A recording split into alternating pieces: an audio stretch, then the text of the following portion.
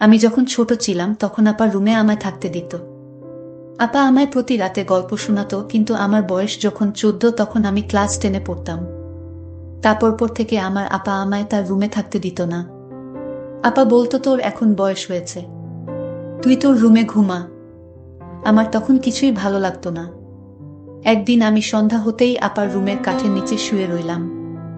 রাত যখন গভীর হলো, আপা তখন ঘুমে বিভোর। আর এই সুযোগে আমি তাহলে মূল ঘটনাটি বলি। এটি আমার জীবনের একটি সত্য ঘটনা। আমরা 3 ভাই বোন। আমি সবার ছোট। ভাইয়া আর আপার সাথে আমার বয়সের পার্থক্য প্রায় 14 ও 13 বছরের। ছোট বলে সবার খুব আদরেরও ছিলাম আমি। ভাইয়া আর আপার খুব বেশি ভালোবাসা পেয়েছি আমি। বাবা একটা সরকারি কলেজে ইংরেজি পড়াতেন। ভালোই নামডাক ছিল তার। বাবার চাকরির সুবাদেই শহরে আসা তার। আমার মা একজন গৃহিণী। বাসা ভাড়া, পড়াশোনার ব্যয় বাবদ খরচ পড়তো অনেক। তাই বাবা বাসায় ব্যাচ পড়াতেন। অনেক স্টুডেন্ট ছিল বাবার।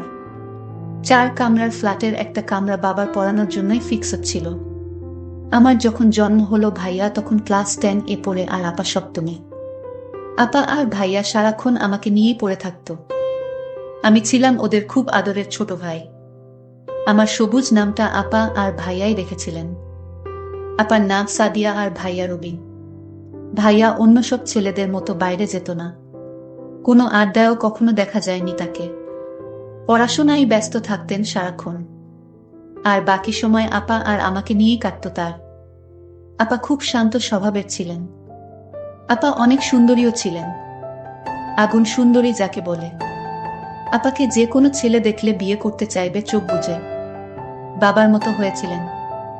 বাবার উচ্চতা, গায়ের রং, চেহারা সব আপার মধ্যে ছিল। ভাইয়ার মতো আপাও পড়াশোনায় ভালো ছিলেন। আমার আম্মা খুব সাধারণ একজন মানুষ। নিরেট ভালো মানুষও বটে। তার সন্তান আর সংসার নিয়েই তিনি পড়ে থাকতেন। আমি আর ভাইয়া বাবার হাইট ছাড়া বাকি সব দিক আম্মাকে নকল করে এসেছিলাম। আম্মার গায়ের রং কিছুটা চাপা ছিল। আমাদেরও তাই। বাবা ছিলেন প্রচণ্ড রাগী, গম্ভীর আর চুপচাপ একজন মানুষ। বাবাকে খুব কমই হাসতে দেখেছি আমি। ভাইয়া আমি বাবাকে অনেক ভয় পেতাম। তবে আপা বাবাকে ভয় পেতেন বলে মনে হতো না। বাবা আসলে আপাকে অনেক বেশি ভালোবাসতেন। আপা ছিল বাবার গল্প করার সঙ্গী। আপা বাবাকে রোজ সকালে খবরের কাগজ পড়ে শোনাতেন। বিভিন্ন খবর নিয়ে আলোচনাও করতেন দুজন। আমি আর ভাইয়া বাবার চোখ এড়িয়ে চলতে পারলে বাঁচতাম। তবে আম্মা আর বাবার মধ্যে খুব মিল ছিল। বাবা এত রাগী হওয়া সত্ত্বেও কখনো আম্মার সাথে উঁচু স্বরে কথা বলেননি। বাবা কোনো কাজ করার আগে আম্মাকে জিজ্ঞেস করতেন, রুনা তুমি কি বলো? এটা করলে ভালো হবে তো? আম্মা বলতেন, তুমি যা ভালো বোঝো তাই করো। আহা, তোমার কি মতো? আর আপা যখন একটু বড় হলেন, আম্মা বাবা দুজনই আপার সাথে পরামর্শ করতেন। আপা খুব বুদ্ধিমতী ছিলেন ছোট থেকেই। আমার বয়স যখন 8 বছর পেরোলে আম্মা অসুস্থ হয়ে পড়লেন। পর 2 বার অপারেশন করা হয়। আমার দায়িত্ব এসে পড়ে আপার উপর। সে বছর আপার আর স্কুলে যাওয়া হয়নি। 1 বছর গেপ হয়ে যায় আপার। মা অপারেশন এর রোগী, তার উপর আরো নানা জটিলতায় বেড রেস্ট-এ যেতে হলো তাকে। আপা তখন এক হাতে সব সামলাতেন। দাদা বাড়ির দিকে কেউ ছিল না। দাদা দাদি বেঁচে নেই আর বাবা একমাত্র সন্তান ছিলেন তাদের। আর নানু নিজেই অনেক অসুস্থ। অগত্যা আপাই আমার দেখাশোনা, মায়ের দেখাশোনা করতেন।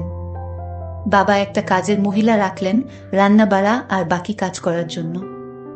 আমার খাওয়া, ঘুম, গোসল সব আপার দায়িত্বে ছিলে। মাকেও দেখতে হতো। তখন থেকেই আপার সাথে আমার গভীরতা আরো বাড়ল। রাতে আপার সাথে আমি ঘুমাতাম, আপা আমাকে বিভিন্ন গল্প শোনাতো, আর আমি গল্প শুনতে শুনতে ঘুমিয়ে যেতাম। আপার হাতে ছাড়া ভাত খেতাম না। সারাক্ষণ আপার সাথেই থাকতাম। আপা আমার বিন্দুমাত্র অযত্ন করেনি। মায়ের পুরোপুরি সুস্থ হতে 1.5 বছর লেগেছিল। আমি ততদিনে আপার ভক্ত হয়ে গেছি। আপাকে ছাড়া ঘুম, খাওয়া দাওয়া, গোসল কিছুই হতো না আমার। মা সুস্থ হওয়ার পরও আমি আর মায়ের সাথে ঘুমাতে যাইনি। আপা স্কুলে চলে গেলে বারান্দায় দাঁড়িয়ে থাকতাম। কখন আপা আসবে সে অপেক্ষায়। মা আমাকে গোসলের জন্য নিতে পারতেন না। মায়ের হাতে খেতামও না। মাঝে মাঝে ভাইয়া বুঝিয়ে খাওয়াতেন। মায়ের অসুস্থতা মায়ের সাথে আমার দূরত্ব বাড়িয়ে দিয়েছিল অনেকটা। আপাও আমাকে ছাড়া বেশিক্ষণ থাকতে পারতেন না। স্কুল ছাড়া কোথাও যেতেনও না। আমাকে ছাড়া আপা কোনোদিন খেত না। আমি না ঘুমালে আপাও ঘুমাতো না। আমার মাথার চুলগুলো ছোটবেলা থেকেই সুন্দর ছিল। আপা খুব যত্ন করতেন আমার চুলের। আমাকে খাওয়ানো শেষ করে তবে আপা খেতেন। আপা তার হাত খরচ আর টিফিনের টাকা জমিয়ে রাখতেন। সে টাকা দিয়ে আমার জন্য জিনিসপত্র কিনতেন। আপা নিজে সাজতেন না কখনো, কিন্তু আমাকে সাজাতেন। আমি খুব চঞ্চল ছিলাম। সারাক্ষণ ছুটাছুটি করতাম, জিনিসপত্র নষ্ট করতাম। আপার জন্য আমাকে কেউ কিছু বলতে ও পারত না। আপা পাশে না থাকলে ঘুমাতাম না বলে আপা আমাকে ঘুম পাড়িয়ে রাত জেগে পড়তেন। আমাকে আপা রোজ একটা করে গল্প বলতেন। বলতেই হতো, তা না হলে জেদ ধরতাম ঘুমাবো না। আপার কাছে রোজ আবদার করতাম যতীন্দ্র মোহন বাগচির কাজলা দিদি কবিতা শোনানোর জন্য। কেন জানি খুব ভালো লাগতো, আবার কষ্ট হতো। বাবাকে ভয়টা খুব বেশিই পেতাম। বাবা যখন ছাত্রদের পড়াতেন তখন দরজার পাশে গিয়ে দাঁড়িয়ে থাকতাম। কখনো বাবার সাথে চোখাচোখি হয়ে গেলে দিতাম ভু করে দৌড়। পড়াশোনার হাতেখড়ি আপার হাতেই। একটু যখন বড় হলাম, স্কুলে ভর্তি হলাম, বাবা মাঝে মাঝে বলতেন তার কাছে বই খাতা নিয়ে যেতে। বাবা তার কাছে যেতে বললেই পেটে ব্যথার অজুহাতে শুয়ে থাকতাম। সেটাতে অনেক সময় কাজ হতো না। বাবা যখন পড়া ধরতেন আমার জানা পড়াগুলোও ভুলে যেতাম, আর ভ্যা ভ্যা করে কেঁদে দিতাম। আপা ছুটে এসে বাবাকে বলতেন, তুমি আবার ওকে বকেছ? বাবা বলতেন, আমি তো কিছুই বলিনি, ও এমনিতেই কাঁদছে। আপা আমাকে সেখান থেকে উঠিয়ে নিয়ে যেতেন আর বাবাকে বলতেন, থাক, তোমার আর ওকে পড়িয়ে কাজ নেই। যেদিন উক্ত ঘটনা ঘটত সেদিন রাতে আর ডাইনিং টেবিলে খেতে যেতাম না। ঘুমের ভান ধরে শুয়ে থাকতাম। আপা তখন রুমে এসে আমাকে শুনিয়ে শুনিয়ে বলতেন, আজকে ডাইনি বুড়ির নতুন একটা গল্প বলবো ভেবেছিলাম। কি আর করা, সবুজ তো ঘুমিয়ে গেছে। আমি তৎক্ষণাৎ উঠে বসে বলতাম, আপা বলো গল্পটা। আমি ঘুমাইনি। আমার কাণ্ড দেখে আপা হেসে গড়াগড়ি খেতেন। বাবা বা আম্মা কেউই কখনো আপার কথার বাইরে যায়নি। বাবা দেখতাম সব সিদ্ধান্ত নেওয়ার আগে আপার সাথে আলোচনা করতেন। আম্মাও তাই। আমি মোটেও আপা আর ভাইয়ার মতো হইনি। পড়াশোনার কাজ দিয়েও যেতাম না। সারাক্ষণ দুষ্টুমিতে ব্যস্ত ছিলাম। আপা টুকটাক পড়াতেন। একটু পরেই উঠে যেতাম। বই ছিঁড়ে কুটি কুটি করা ছিল আমার একটা অভ্যাস। পড়ার চেয়ে বেশি বইই ছিঁড়েছি আমি। ভাইয়া ততদিনে মেডিকেল এ চান্স পেয়ে চলে গেছেন অন্য শহরে। আপা বাবার কলেজেই পড়তেন। আমাদের বাসা থেকে খুব একটা দূরে ছিল না কলেজ। আমি বিকেলে বন্ধুদের সাথে গল্প করে বাড়িতে এসে দেখলাম আপা, আম্মা, বাবা সবাই চুপচাপ। বাবা প্রচন্ড রেগে আছেন, বোঝাই যাচ্ছে। আম্মা বারবার আঁচলে চোখ মুছছেন। আপাকে আস্তে করে জিজ্ঞেস করলাম, কি হয়েছে আপা? আম্মা কাঁদছেন কেন? আপা বললেন, তুই হাত মুখ ধুয়ে পড়তে বস। বড়দের কথার মধ্যে থাকতে হয় না বলেছি না? যা তুই।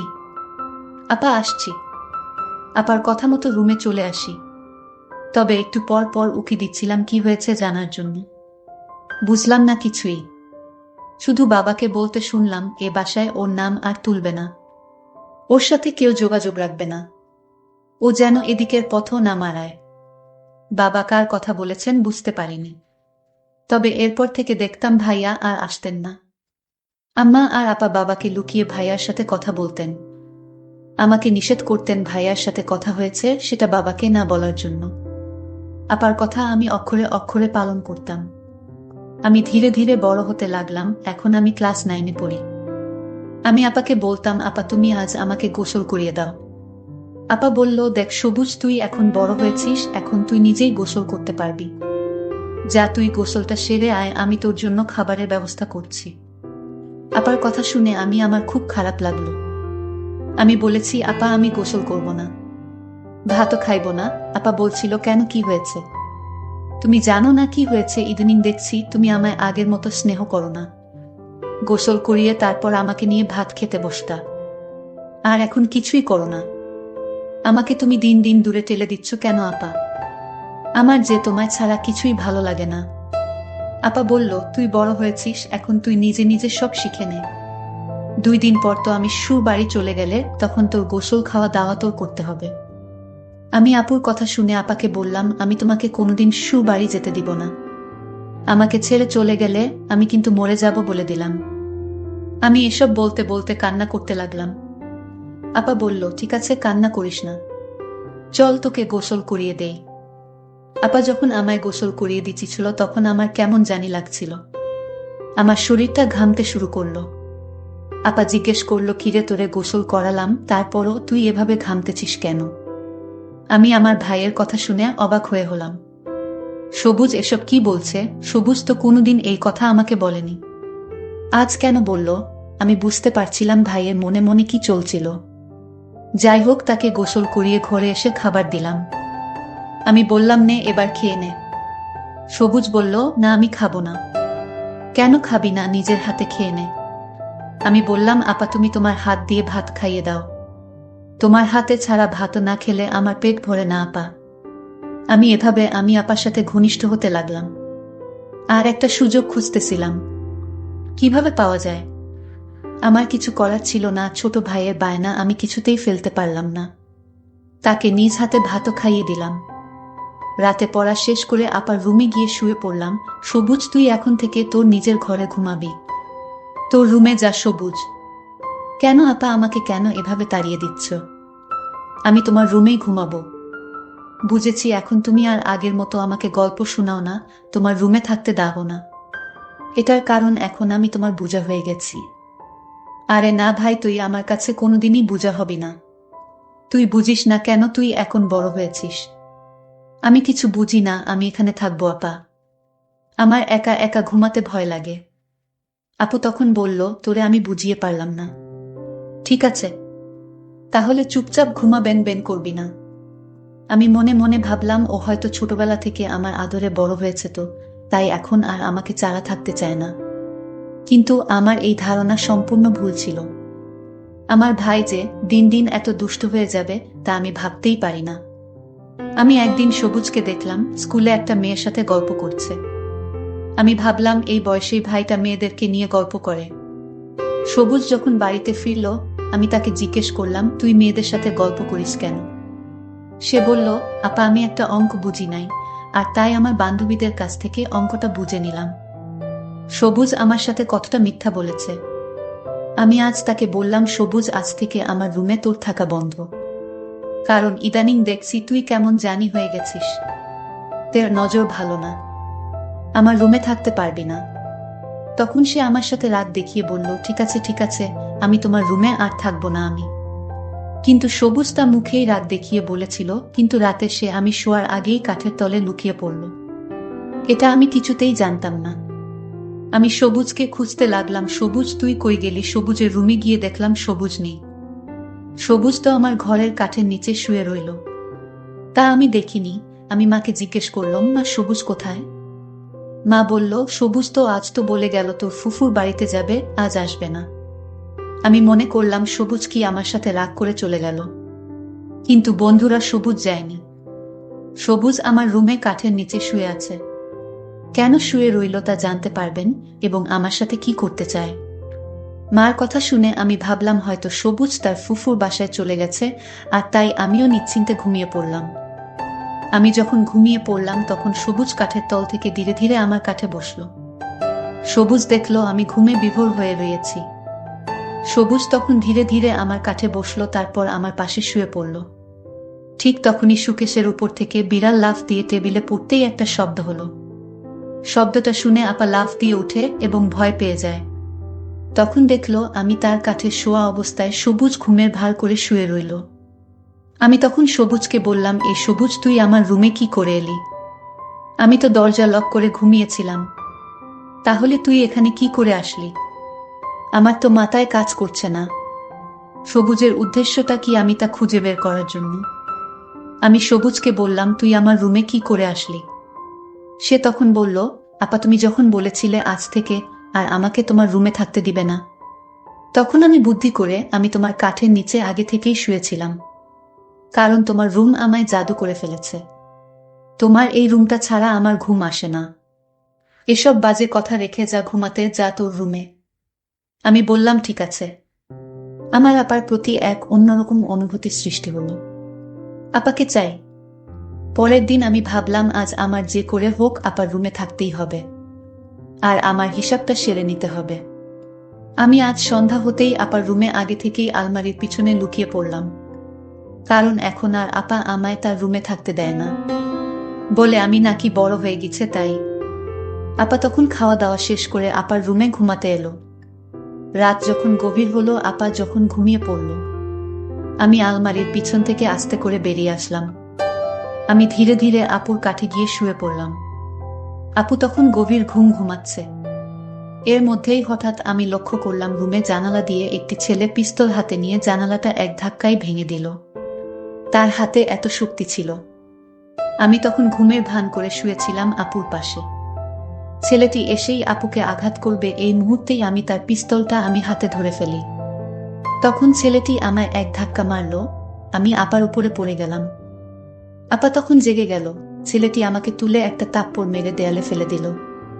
আমি তখন একটা পাথরের বল দিয়ে ছেলেটি মাথায় আঘাত করলাম। ছেলেটি তখন দৌড়ে পালিয়ে গেল। ছেলেটি আপার ক্ষতি করতে চেয়েছিল, কিন্তু ভাই হিসেবে আমি আপাকে ছেলেটির হাত থেকে রক্ষা করলাম। আমি মাথায় একটু আঘাত পেলাম। আপা তখন বলল, এটা কেমন করে হলো? আর তুই আজও আমার রুমে? আপা তুমি আমাকে অযথা সন্দেহ করছো। আমি তোমার ঘরে কেন থাকতে চাইতাম জানো? তোমাকে পাহারা দেওয়ার জন্য। আর তুমি আমায় ভুল বুঝতে, কিন্তু আমি জানতাম তোমার উপর এমন হামলা হবে। আর তাই তোমাকে রক্ষা করতে তুমি জায়গা না দেওয়া সত্ত্বেও আমি লুকিয়ে তোমার রুমে থাকতাম। তার একটাই কারণ, আমি তোমার ক্ষতি হতে দিব না। তোমার যদি আজ কিছু একটা হয়ে যেত তাহলে আমিও মরে যেতাম, কারণ মায়ের আদর দিয়ে তুমি আমায় বড় করে তুলেছে। আমি তোমাকে ছাড়া কেমন করে থাকি? আপা তখন আমাকে জড়িয়ে ধরে কান্না শুরু করলো আর বলতে লাগলো, তুই আমায় এত ভালোবাসিস, আজ তোর নিজের জীবন বাজি রেখে নিজের বোনকে বাঁচাইলি। আমি হাও মাও করে কান্না করে বললাম, আপা আমি তোকে কিছুতেই হারাতে দিব না। যেদিন ওই ছেলেটি আমাকে হুমকি দিয়ে বলেছিল তোর বোনকে বিয়ের প্রস্তাব দিয়েছিলাম, আর তাই তোর বোন আমাকে থাপ্পড় মেরেছিল, এর প্রতিশোধ আমি তোর বাড়িতে গিয়েই নিব। আর তখন থেকেই আমি তোমার রুমে থাকতে চেয়েছি, কারণ আমি জানতাম ওই ছেলেটি যে কোনো সময় রুমে এসে তোমার ক্ষতি করতে পারে। আর তাই তোমাকে পাহারা দেওয়ার জন্যই আমি তোমার রুমে তোমার বিনা অনুমতিতে থাকতে চেয়েছি। আপা গর্ব বলল, প্রতিটা ঘরে ঘরে যেন তোর মতো ভাইয়ের জন্ম হয়। বন্ধুরা, আজকের গল্পটি কেমন লাগলো তা অবশ্যই কমেন্ট করে জানাবেন। আর এরকম নতুন নতুন ভিডিও পেতে আমার চ্যানেলটি সাবস্ক্রাইব করে পাশে থাকবেন। ধন্যবাদ।